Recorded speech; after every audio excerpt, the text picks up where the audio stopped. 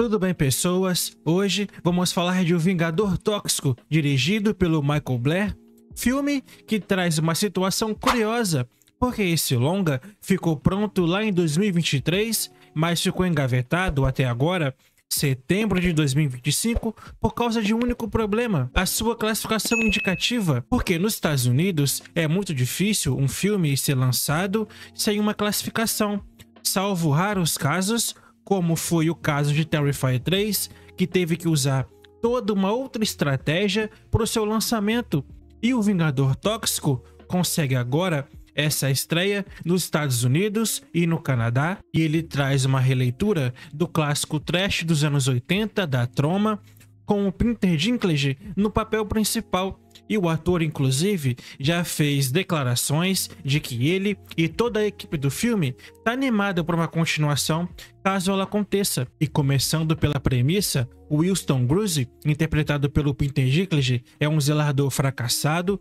que trabalha em uma academia de ginástica e que é o epicentro de uma corrupção local, cheio de empresários gananciosos que poluem o ambiente para lucrar.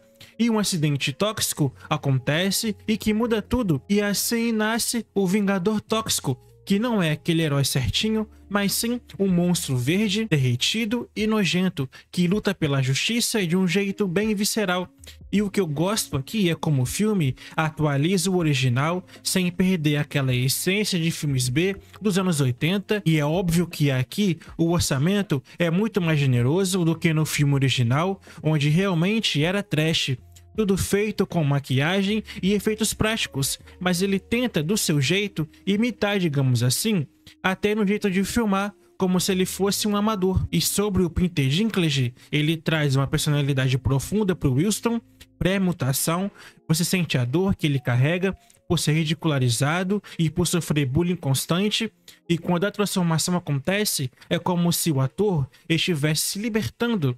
A sua performance é crua, com diálogos que abusam de humor negro, mas fica aqui a minha crítica, porque nas cenas de monstro fica claro a troca de ator, já que não é ele que está por trás do traje, e isso é uma falha gritante.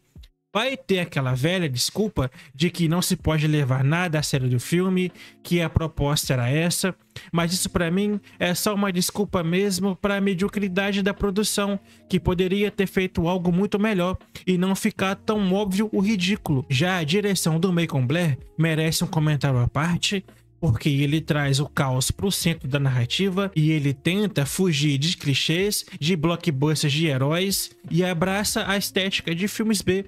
E até certo ponto ele consegue, trazendo câmeras com serrilhados e filtros antigos nas telas, que eu achei bastante criativo. E tem bastante cenas de luta que envolvem ácido, derretendo carne e membros voando. Aquele gore que vai agradar com certeza um público específico, e o diretor usa o orçamento que, apesar de modesto, é muito maior que o filme clássico, para filmar em locações reais de New Jersey, onde tudo é muito sujo, feio de propósito, para causar esse desconforto, o que é interessante. E falando dos efeitos especiais, esse é um ponto muito abaixo, gente.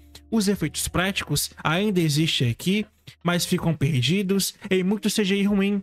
O traje de monstro é uma obra feita em látex e gosma, com detalhes como veias, peles que borbulham parecendo viva, lembra até clássicos como A Noite dos Mortos-Vivos. No entanto, como eu disse, em várias cenas, o CGI é sofrível, genérico demais para um filme que se julga ser um filme B.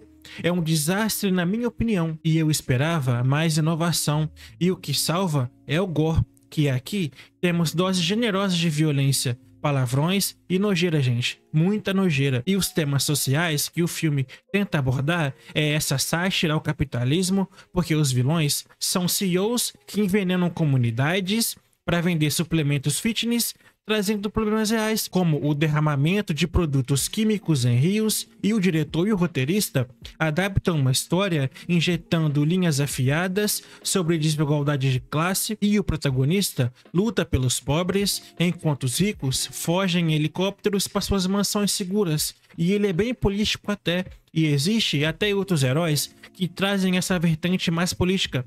mas são suavizadas, o que não é o caso aqui, porque ele vai fundo mostrando como um herói é na verdade um produto da negligência social. E a trilha, composta pela sua maioria de rock dos anos 80, misturando sintetizadores sujos com riffs pesados que acompanham as mutações como batimentos cardíacos, e as músicas originais, como uma balada irônica sobre ser tóxico, grudam na cabeça e reforçam um tom cômico, servindo perfeitamente para o filme e levando as cenas de vingança para algo quase operístico. E o elenco de apoio, com nomes como o do Jacob Tremblay, como um jovem ajudante do protagonista, trazem uma inocência que contrasta com o horror do filme.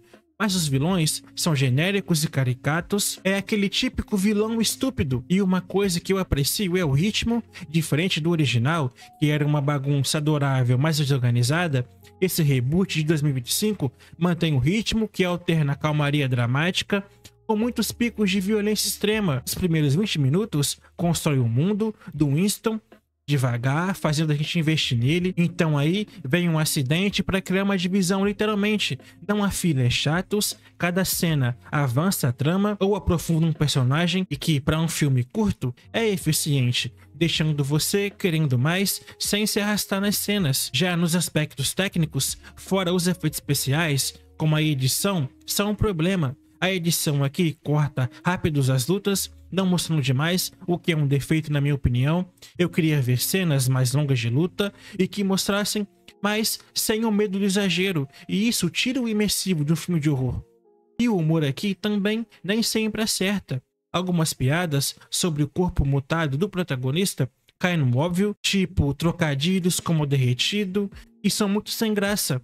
Além disso, o final resolve alguns arcos rápidos demais, deixando um gosto de que poderia ter sido mais explorado e de que ele teria muito mais a mostrar. Eu sinto que foi um desperdício, e no geral, O Vingador Tóxico é uma obra de cinema de gênero que talvez traga a sensação de que reboots podem sim ser atualizados se respeitarem as raízes. É um filme que eu recomendo sim, para quem gosta de violência e brutalidade. O Vingador Tóxico vem para ocupar esse lugar de filme trash do ano. Poderia ser melhor? Com certeza sim, mas vale a sessão. E pro Vingador Tóxico, nota 6. Fãs de filme de horror vão ter o que comentar quando o filme chegar aos cinemas brasileiros, e eu quero saber de você. Deixa aqui nos comentários se você gostou do filme, se não gostou. Fica à vontade para comentar o que quiser, beleza? Obrigado por assistir até aqui, até um próximo vídeo e até mais.